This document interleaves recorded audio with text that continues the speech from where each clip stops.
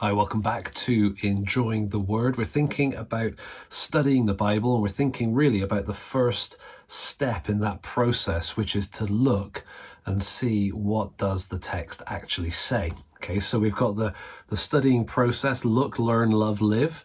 We're going to work our way through all of these, but we're still right here at the beginning. Look carefully, observe what's there and see what it says. We've thought about various questions.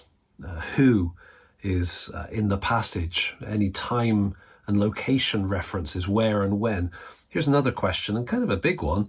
Having kind of laid the groundwork with the others, then we can think about what. What are the key terms? What are the repeated words? What are the significant elements? As you're reading through a book, you'll find that certain vocabulary has real significance and weight. What theological questions are raised? What is a good question, because it kind of covers everything, but we need to develop sensitivity so that as we're reading the text, we don't make much of something that's not there or vaguely there and then ignore something that's really being pointed at by the writer. And so kind of developing sensitivity to the text will come the more you do it. Let's just have another look at this passage that we've been using just as an example, because it gives us examples of each of these questions really nicely. So thinking about the what question. So we've got various things going on here, words that in the sentence are just understandable, but actually are conveying some weight of meaning. So, for example, coming to the feast. Large crowd had come to the feast. Which feast is it? What's the Passover? What does that mean?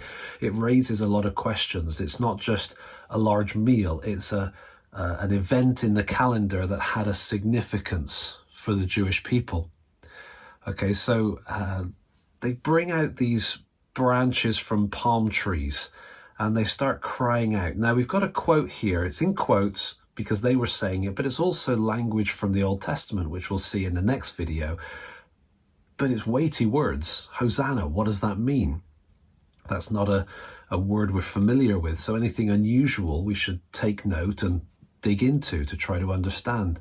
Blessed is he who comes in the name of the Lord, even the King of Israel. We'll come back to that next time. This young donkey thing that's going on here. What's the significance of riding on a donkey and the king, a king on a donkey? What's that about? And so you just want to notice what is in the passage. We're in John 12. If you're reading through the whole of John, you would notice that this word here, glorified, has some real significance in John. What is he referring to?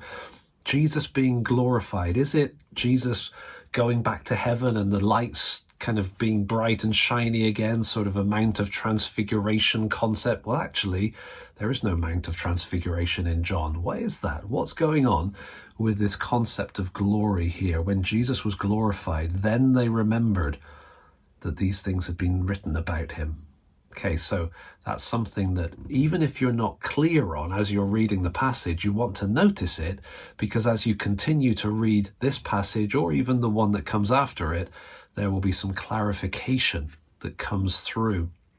So we've got, just scanning my eyes down the passage here, when you come to the end, just for the sake of time, look at the final verse. The Pharisees said to one another, "You see that you are gaining nothing. The world has gone after him." Now, is that a conclusion, or is that actually setting up what follows? Usually when you're reading through the Gospels, for example, each passage is not a distinct unit that kind of has a big brick wall around it. It's flowing into what's coming next. And so what does this mean? The world has gone after him. That's a good thing to keep in mind as you keep reading right on into the next section. So what is in the text? What is repeated? What is a weighty word? What is a theological term like the glorified up there? What is kind of stirring you to find out more? What's raising questions? Anything that you want to pick up with the what kind of question is worth noticing. Remember, the goal at the look stage is to keep looking. Just keep seeing what's there. The more you look, the more you see, the more accurate your interpretation will be when we move on to the next stage. So keep looking, keep developing an eye for the details of the text, and hopefully be enjoying the word. See you next time.